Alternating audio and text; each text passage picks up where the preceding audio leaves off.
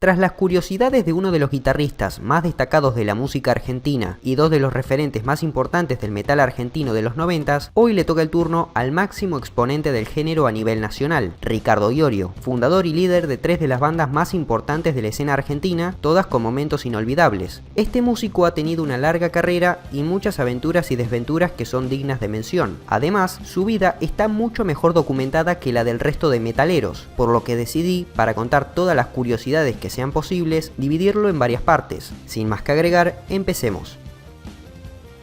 Son muy conocidas las peleas que tuvo Iorio con diversos músicos de la escena del metal argentino, sobre todo con aquellos quienes en algún momento fueron sus compañeros de banda, pero no tan mainstream es su cruce con Mundi Epifanio, reconocido por ser manager de bandas como Riff en los años 80. Precisamente en esta década tuvo varios encontronazos con el protagonista de este video. En ese entonces, él y sus compañeros, en su etapa más under, veían a los managers como los parásitos de los grupos, como unos garcas. En 1983, B8 tocó junto a Riff en la cancha de Vélez Sarsfield y cuenta el mito que le desafinaron las guitarras a B8, supuestamente a propósito. Este hecho profundizó mucho más la idea que tenían los músicos sobre los managers, ya que la culpabilidad de ese incidente recayó sobre Mundi en aquel momento. La cosa empeoró cuando Ana Maurín, esposa de Ricardo, lanzó el libro B8 Un Sentimiento, en donde hablaba bastante mal de él nuevamente. Ya para ese entonces llegó a existir una denuncia de por medio, realizada por Epifanio. Sin embargo, pasaron los años y la cosa se calmó por el distanciamiento. En 2001, Mundi Epifanio publicó B8 Antología, que es un gran tributo a la banda pionera del metal argentino, en donde se remasterizan todas las canciones de sus tres discos. Este trabajo fue hecho con tanto esfuerzo y con tal respeto por la obra original que cuando Iorio se cruzó nuevamente con el manager no pudo hacer otra cosa que felicitarlo, incluso después de todo lo que había ocurrido entre ambos anteriormente. A día de hoy se llevan mucho mejor y de hecho Iorio se arrepintió de haber pensado así de él cuando estaba arrancando, admitiendo que estaba equivocado.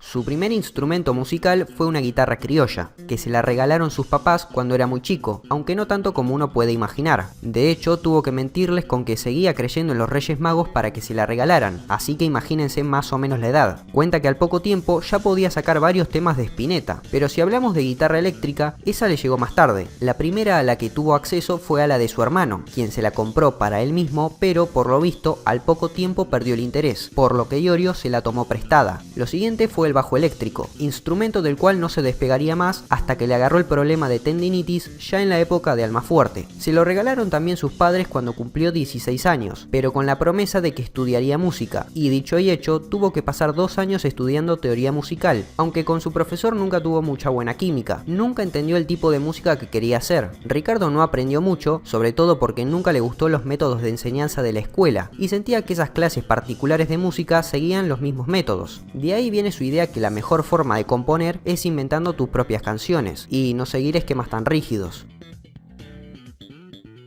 Es curioso la primera vez que conoció a Ricardo Mollo, con quien más adelante entablaría una muy buena relación y se harían grandes amigos, compartiendo escenario en recitales muy importantes, pero la primera vez que lo vio fue mucho antes de que fuera la figura de Divididos, inclusive antes de ser guitarrista de Sumo. Su primer contacto con el músico de rock fue cuando Iorio tenía solamente 11 años. En aquella época ya le interesaba el rock y Ricardo Mollo se presentó con su banda NAMM coincidentemente en la escuela donde estudiaba Iorio. Ese momento lo impactó mucho porque fue una de las primeras veces que se cruzaba en la vida real a gente que reflejaba sus aspiraciones musicales. NAMM era una banda muy pesada para ser de los años 70, por lo que Ricardo vio en ellos unos grandes referentes. Tal es así que cuando Osvaldo Civile se fue de B8, uno de los primeros nombres que pensaron fue en él, pero para ese entonces Mollo ya estaba muy enfocado en Sumo y no aceptó la propuesta.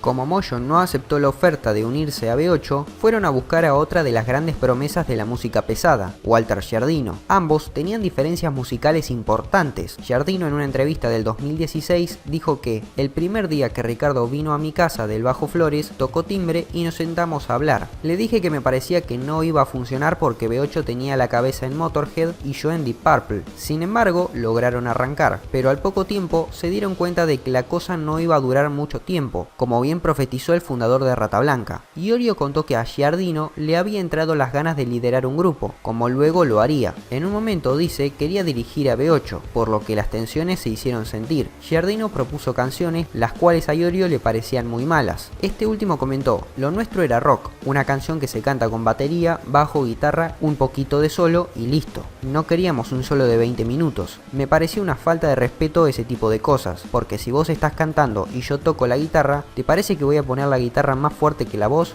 ¿Dónde se vio que la guitarra de Sandro se escuchara más fuerte que su voz? Finalmente, en un ensayo en el sótano de la casa del padre de Beto Samarvide, la cosa estalló. Se agarraron a las piñas y desde entonces nunca más volvieron a tocar juntos. Acá es cuando termina la corta relación musical entre dos de los más grandes referentes del rock pesado argentino. Y para cerrar, vamos a contar una anécdota muchísimo menos conocida, que a su vez muestra una faceta que es completamente contraria a la posición que tiene actualmente. Y resulta que este gran músico, cuando era joven, iba en contra de todo realmente, hasta el punto que en el momento que estalló la guerra de Malvinas y gran parte de los argentinos estaban a favor de que fueran anexadas, este músico se opusiera.